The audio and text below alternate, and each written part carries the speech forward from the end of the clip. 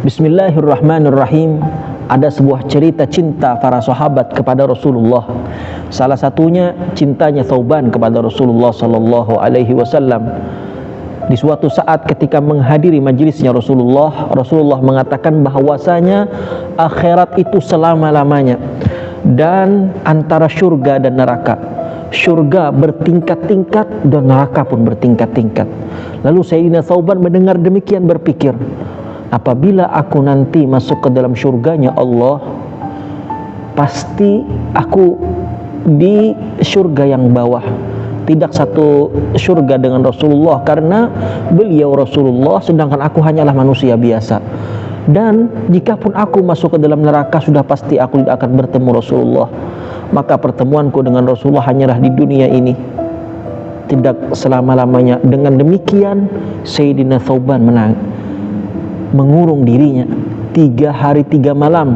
Beliau tidak makan, tidak minum, dan tidak tidur karena cintanya kepada Rasulullah sallallahu alaihi wasallam dan takutnya berpisah beliau.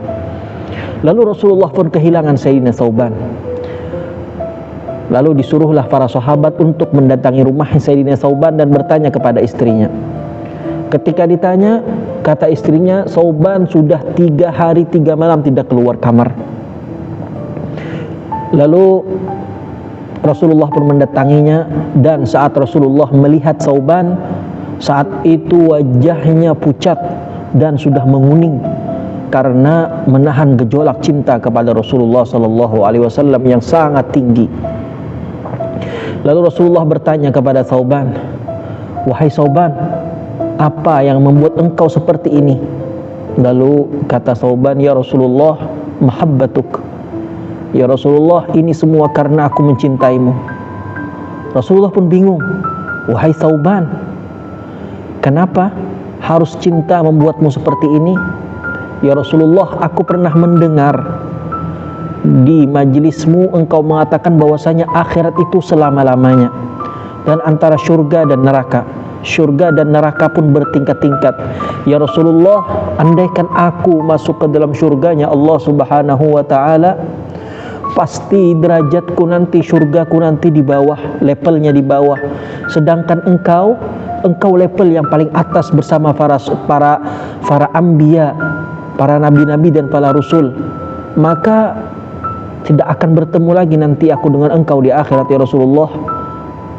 Bagaimana keindahan surga jika tanpa melihatmu ya Rasulullah. Bagi Sayyidina Thauban, yang paling indah itu ialah Rasulullah.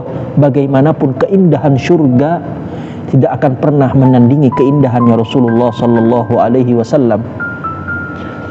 Dan ya Rasulullah, andaikan aku masuk ke dalam neraka, maka pasti aku tak akan pernah melihatmu lagi ya Rasulullah.